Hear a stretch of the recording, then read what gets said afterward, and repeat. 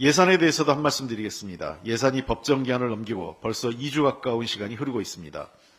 그런데 정부 여당은 여전히 성의 있는 태도를 보이지 않고 있습니다. 이쯤 되면 여야가 뒤바뀐 것 같습니다. 그동안 더불어민주당은 적극적으로 예산안 협상에 임했지만 정부 여당은 예산안을 안중에도 없이 이동관 방탄, 대통령 심기 경우에만 허송세월했습니다. 지금이라도 책임 있는 자세로 협상에 임해야 합니다. 야당이 예산안 처리를 위해 더 많은 노력을 하고 정부 여당은 손을 놓고 있는 상황은 제가 국회의원 하면서 정말 황당한 상황입니다. 국정 운영의 책임이 정부 여당에 있음을 잊고 있는 것 아닌가 싶을 정도입니다. 지금은 더불어민주당 집권 7년 차가 아니라 윤석열 정부 출범 2년 차임을 잊지 마시기 바랍니다. 성의 있는 자세를 보일 것을 거듭 촉구합니다. 가계대출이 역대 최고치를 경신했습니다. 8개월 연속 증가해 총액이 1,092조 원에 달합니다. 정부는 가계대출 관리 강화로 증가세가 둔화됐다고 자화자찬하고 있지만 현실은 정부의 말과 딴판입니다.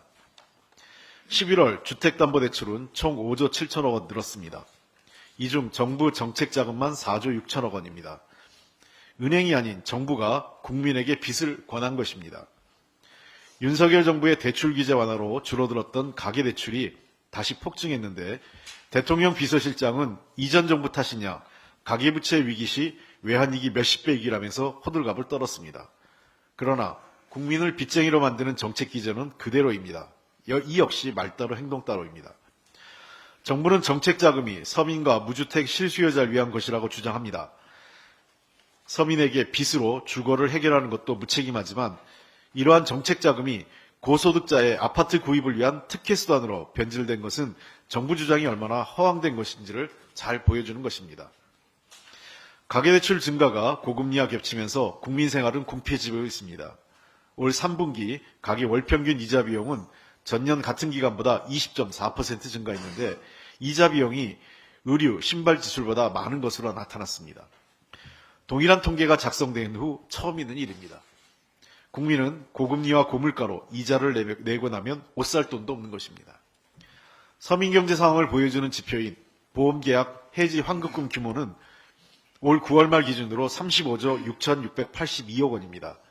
작년과 비교해 5조 넘게 늘어난 것입니다. 이 중 보험료를 내지 못해 강제로 해약당한 금액도 1조 2천억 원이 넘습니다. 보험을 해지하면 이미 낸 보험료보다 턱없이 적은 금액을 돌려받는데 이자 부담은 늘고 쓸 돈은 없으니 서민들은 울며 겨자 먹기식으로 만일에 대비하기 위해서 들었던 보험까지 해약하면서 돈을 찾고 있는 것입니다. 말로만 민생, 말로만 가계대출 관리 외치면서 한가하게 자화자찬하고 있을 때가 아닙니다.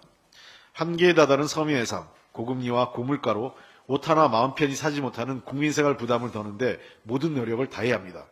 국민이 실종된 정부를 찾고 있습니다.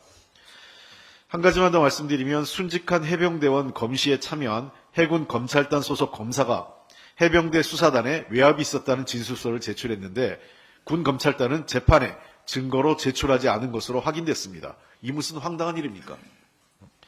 해당 군 검사는 외압 내용은 사건 혐의자에게서 1사단장, 7여단장을 빼라는 내용이고 최종 출처는 VIP라고 들었다.